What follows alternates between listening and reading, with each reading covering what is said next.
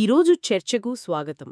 ఈరోజు మనం చాలా ప్రాథమికమైన ఒక ప్రశ్నను లోతుగా చూద్దాం. మన గుర్తింపు అంటే నేను అనే భావన ఉంది కదా, దానికి మన జీవితంలోని దుఃఖానికి మధ్య అసలు సంబంధమేంటి? హ్మ్. ఇది నిజంగా చాలా ముఖ్యమైన ప్రశ్న. ఎందుకంటే మనమందరం తెలియకుండానే రోజూ ఈ నేను అనే దాన్ని నిర్మించుకుంటూ ఉంటాం. మన ఉద్యోగం, మన సంబంధాలు, మన నమ్మకాలు అన్నీ దీని చుట్టూనే. కానీ అసలు సమస్యే నిర్మాణంలోనే ఉంటే సరిగ్గా అదే పాయింట్. మనం కష్టపడి కట్టుకుంటున్న కోట గోడలే మనకు జైలుగా మారుతున్నాయా? ఈ విశ్లేషణకు మన ఆధారం the illusion of self and the end of suffering అనే పుస్తకంలోని ఒక భాగం. ఇందులో బుద్ధుని ముఖ్యమైన బోధనలలో ఒకటైన అలగద్దుపమ సుత్త నుండి ఒక సంభాషణను విశ్లేషించారు. అవును, ఆ పేరు కూడా చాలా ఆసక్తికరంగా ఉంటుంది. అలగద్దుపమ సుత్త అంటే నీటిపాము ఉపమానం. అంటే జ్ఞానాన్ని కూడా సరిగ్గా పట్టుకోకపోతే అది పాము కాటులాగా మనకే హాని చేస్తుందని బుద్ధుడి హెచ్చరిక అన్నమాట. ఓ, అంటే జ్ఞానం కూడా ప్రమాదకరమైనదేనా? ఒక రకంగా దాన్ని అహంకారం కోసం వాడితే ఇక్కడే బుద్ధుడు వయా నెగటివా అనే పద్ధతిని వాడతాడు. అంటే ఏది కాదు అని చెప్పడం ద్వారా అసలు సత్యమేంటో చూపించడం. ఒక శిల్పి బండరాయిలోంచి పనికిరాని రాళ్లన్నీ తీసేస్తే అసలైన రూపం బయటపడుతుంది కదా, అలాగా. సరే, దీన్ని విడమర్చి చూద్దాం. ఆ పుస్తకంలో చెప్పినట్టు బుద్ధుడు తన శిష్యులతో జరిపిన ఒక సంభాషణతోనే ఈ విశ్లేషణ మొదలవుతుంది. ఆయన వాళ్లను ఒక సూటి ప్రశ్న అడుగుతాడు. భిక్షువులారా, దుఃఖం, శోకం, వేదన, విచారం మరియు నిరాశ వీటన్నింటినీ కలిగించనిది ఏదైనా ఉందా? అంటే గట్టిగా అంటిపెట్టుకోవడానికి యోగ్యమైన ఆత్మసిద్ధాంతం ఏదైనా మీకు కనిపిస్తుందా అని. ఇది ఆ కాలంలో ఒక విప్లవాత్మకమైన ప్రశ్న. ఎందుకంటే అప్పుడు భారతదేశంలో శాశ్వతమైన ఆత్మన్ గురించి బలమైన నమ్మకాలుండేవి. అలాంటి సమయంలో పట్టుకోవడానికి యోగ్యమైన ఆత్మ ఏదైనా ఉందా అని అడగడమంటే మొత్తం ఆలోచనా విధానాన్నే సవాల్ చేయడమన్నమాట. దానికి ఆ భిక్షువులు లేదు ప్రభు అని సమాధానమిస్తారు. ఇక్కడ నాకు ఒక విషయం చాలా ఆశ్చర్యంగా అనిపించింది. బుద్ధుడు చాలా మంచిది భిక్షువులారా, అలాంటి సిద్ధాంతమేదీ నాకు కూడా కనిపించడం లేదు అని వాళ్లతో ఏకీభవిస్తాడు. అవును, ఇది చాలా భిన్నమైన పద్ధతి కదూ, ఒక గురువులా కాకుండా వాళ్లతో పాటు అన్వేషిస్తున్నట్టు. ఖచ్చితంగా ఇది చాలా లోతైన పరిశీలన. ఇక్కడే బుద్ధుడికి ఇతర గురువులకు ఉన్న తేడా కనిపిస్తుంది. ఆయన సిద్ధాంతాలను రుద్దడం లేదు. ఆయన ఏమంటున్నాడంటే, ఒకవేళ నిజంగానే శాశ్వతమైన ఆనందాన్నిచ్చే ఆత్మ సిద్ధాంతం ఉంటే దాన్ని అనుసరించమని తానే ముందు చెప్పేవాడినని. ఆయన ప్రశ్న చాలా సింపుల్, ఇది పనిచేస్తుందా అంతే. అయితే సమస్య ఏంటంటే అలాంటి సిద్ధాంతమేదీ లేదు. ఎందుకంటే మనం నేను లేదా నాది అని గుర్తించే ప్రతీదీ మారుతూ ఉంటుంది. మన శరీరం, మన భావాలు అన్నీ. అవును, దాన్ని బౌద్ధ బోధనలలో అనిత్య అంటారు. సరే, ఈ మార్పు మనకు దుఃఖాన్నెలా తెచ్చిపెడుతుంది? ఉదాహరణకి మన యవ్వనాన్ని లేదా ఆరోగ్యాన్ని పట్టుకుని బాధపడతాం. ఇది సరైన ఉదాహరణేనా? ఖచ్చితంగా అది ఒక అద్భుతమైన ఉదాహరణ. సమస్య మార్పులో లేదు, మార్పును మనం వ్యతిరేకించడంలో ఉంది. ఒక నది ప్రవహిస్తుంది అనుకోండి, మనం ఒడ్డున నిలబడి లేదు ఈ నీరు ఇక్కడే ఆగిపోవాలి అని పట్టుబట్టడం లాంటిది మన బాధ. నది ఆగదు కదా. ఆగదు. మన ప్రయత్నమే మనకు నిరాశను మిగులుస్తుంది. మన శరీరం, మన ఆలోచనలు అన్నీ ఆ నది ప్రవాహంలాంటివే. వాటిని శాశ్వతమైన నేను అని పట్టుకున్నప్పుడు, అవి మారిపోయినప్పుడు మనం బాధపడతాం. అంటే మనం నేను అని గుర్తించే ప్రతిదీ ఆ ప్రవహించే నదిలోని భాగమే అన్నమాట.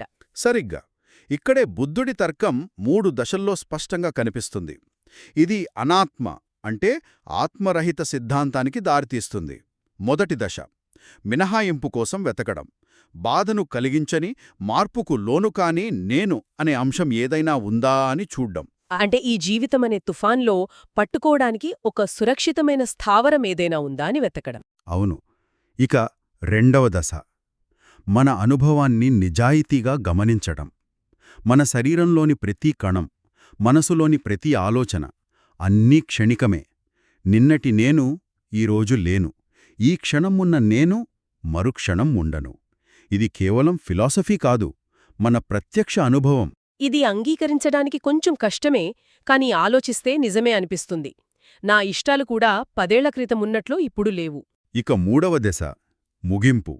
ఈ రెండింటి ఆధారంగా ఆత్మ అనే ఏ సిద్ధాంతమైనా సరే అది కదిలే ఇసుకపై కట్టిన భవనంలాంటిది. దాన్ని పట్టుకోవడమంటే భవిష్యత్తులో బాధను మనమే కొని తెచ్చుకోవడమే. సరే, ఇక్కడే అసలు భయం మొదలవుతుంది.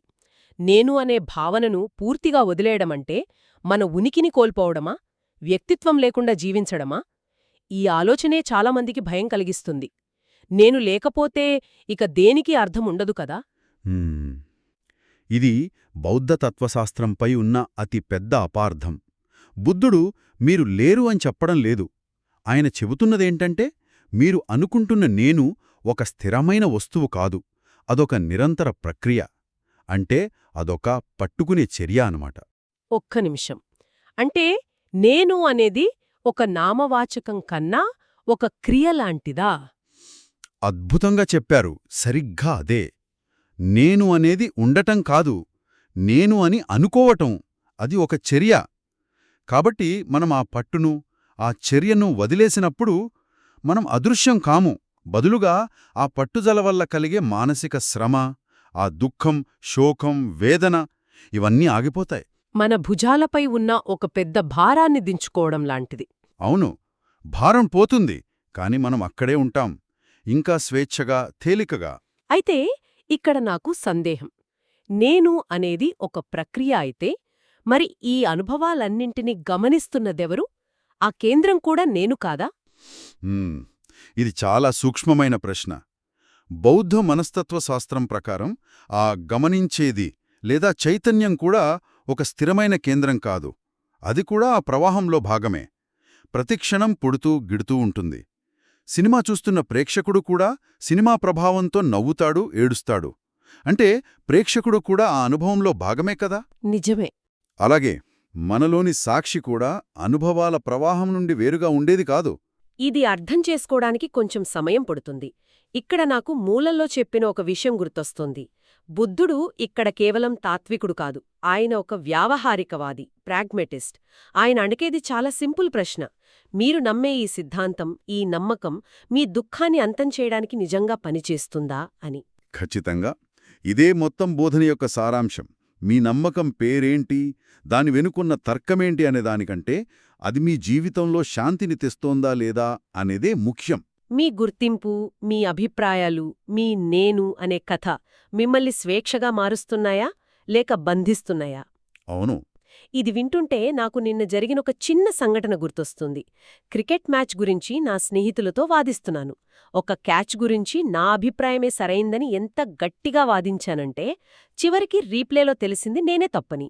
ఆ చిన్న అభిప్రాయాన్ని నా అభిప్రాయమని పట్టుకోవడం వల్లే కదా అంత అనవసరమైన ఒత్తిడి.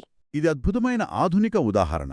ఆ అభిప్రాయం కేవలం ఒక ఆలోచన, కాని దానికి నేను, నాది అనే లేబుల్ అంటించగానే అది మన అహంలో భాగమైపోతుంది.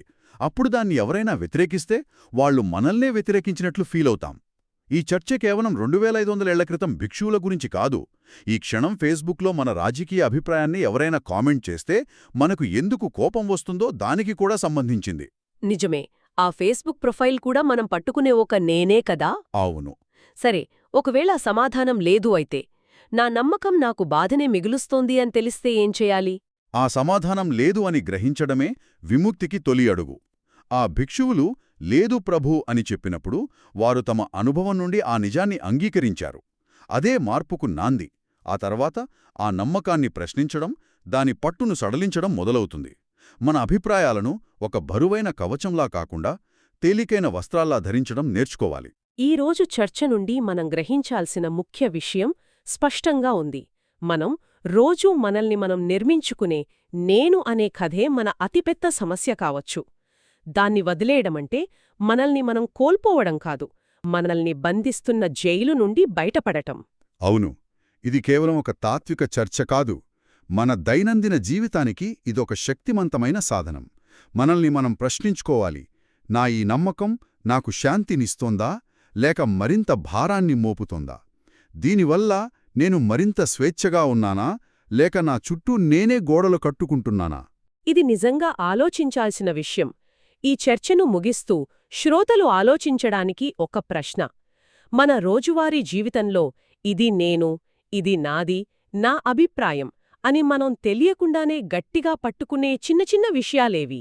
అది మన ఉద్యోగ హోదా కావచ్చు, మన రాజకీయ అభిప్రాయం కావచ్చు, లేదా మనకు నచ్చిన క్రీడా జట్టు కావచ్చు. హ్మ్.